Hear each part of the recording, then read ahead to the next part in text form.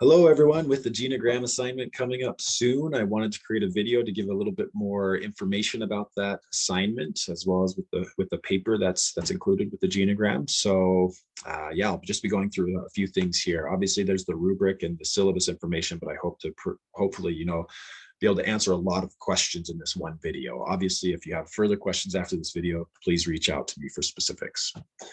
Okay, so just some of the basics for the Genogram. For this assignment, I want you to go back 3 or 4 generations, and I'll explain why I'm using 3 or 4 in just a moment. So for everyone, you need to include grandparents.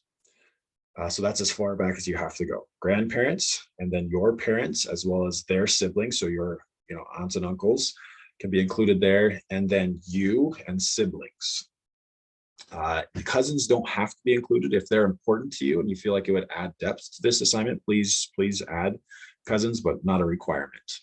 And then so that's 3 generations: grandparents, your parents, aunts and uncles, their siblings, then you and your siblings. So if you have children, it's normally pretty important to include your children as well. So that would be the 4th. So that's just if you have children and you want to include them, then that would be the 4th generation for this assignment.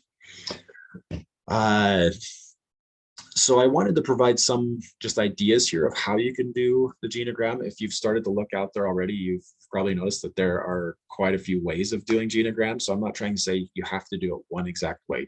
Kind of find the Genogram symbols that work for you and the process that works for you. But with that being said, I'm going to provide some examples that should give kind of some general guidelines that then you can kind of fit into your paper. So on genopro.com, there's this link of how to make a Genogram in 3 steps. I'm going to post this probably in the announcements and maybe email out to everyone, but you'll have access to this. So if we go down, this is an indication of some of the symbols that you can use between like different people in the Genogram can be included here. Or here are just some examples of how to go about that. So it goes everywhere from like pregnancies to miscarriages, to death, to twins, identical twins, etc. So that can be the first step in knowing, how do I do some of these symbols? And then, so these are the lines between people. So for example, grandparents that were married, or even if they weren't married, it could just show as, there's a cohabitation. If there was a marriage, it's usually a solid line. If they're separated, there's a 1 dash. They even do separation in fact or legal separation. The divorce is usually 2 dash lines. So you can kind of use some of these lines to indicate, what were the relationships between these partners and their children. But then here's the deeper dive. I think this is a really important part of the Genogram, is to put what are the emotional relationships.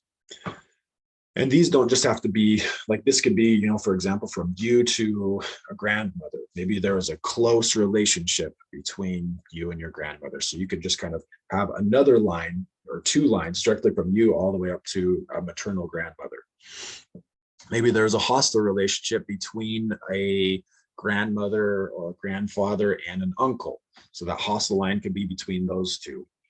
So what this starts to hopefully indicate is what are some relational patterns in the family Genogram. And so obviously you don't have to do like these emotional relationships between every single person. Just put what you feel is significant in your family history. And once again, that's subjective. That's your perception, and that's okay. You're the one doing it. You're the one kind of hoping to get this self-awareness and self-insight. So just, to work. And once again, it doesn't have to be just from you to every other person. It could be, like I was mentioning earlier, a grandfather to an uncle, a grandfather to your mother, whatever it is, to indicate what are some of those relational dynamics. But you might be able to start to recognize, oh, this pattern of this relationship that my mom had with her dad is important for the relationship that she established with me. So you can kind of start to see the intergenerational emotional relationships that are being played out. So those are the main things that I wanted to show, at least for the relationships that are occurring between family members, as well as kind of how to show the connections through those partnerships and the individuals. So let me share actually one more time. I'm going to share an example here. So this is the Bush family. This is just, once again, another example from Genopro.com. So this shows 3 generations. So George W. Bush's grandparents, his father, George H.W. Bush, as well as his siblings, his mother, Barbara Bush, her siblings. So it starts to show, okay, here's how they're all connected. But then here are the emotional relationships between members. So the one thing that's challenging here is there actually wasn't a key here. There wasn't like, a legend down here to indicate things. So off the top of my head, I'm not sure exactly what the red and white is. I'm sure we can go find that, by looking through some of Genopro's guidelines and everything for symbols, but it's not right here. So in your genogram, you need to have the key down here that indicates, what are these lines indicating? What are these, what are the symbols indicating? So you put that there just so it's very clear what the dynamics are. So if you have questions beyond that, please let me know about the actual visual depiction of the genogram. All right, let me pull up my notes, make sure that I'm not missing anything else. Okay. Yeah, so that should be everything for the genogram. Once again, if there are more questions, please reach out about the actual like drawing up and creating the genogram. For the paper, there are maximum 5 pages. So if you can get all the information you need in 4, great.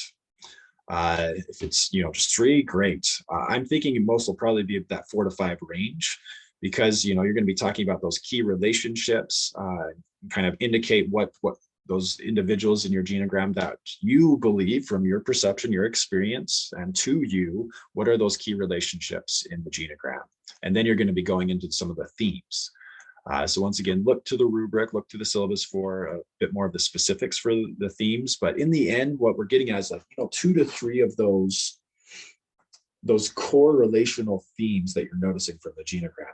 And I think what may be helpful, what's kind of helpful to me in making sense of that is, so themes might be, you might find those themes by asking questions like how, what, where, when, and why type questions. So for example, there's on one side of my family, there's a dynamic of, conflict avoidance.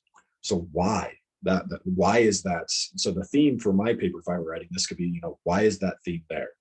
And I think part of it is my grandfather, that he was basically an orphan. He lived on his own from a very young age. And I think he was scared to, engage more fully in conflict because it might lead him to be alone again. So once again, that's my perception. That's my interpretation. And that's okay. That's kind of what we're going through. It's your perspective of some of these themes.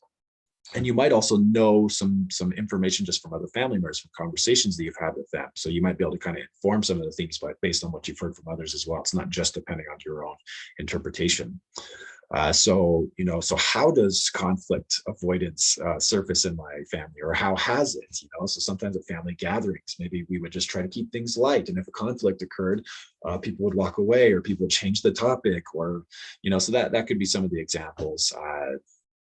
Where does that often occur, or when does it often occur? Often it would be like Sunday dinners when our family would come over, or when my family would come over. So, once again, some of those questions might, thinking about, how is this theme surfacing? What is the theme? Where does it surface? When does it surface? Why is it surfacing?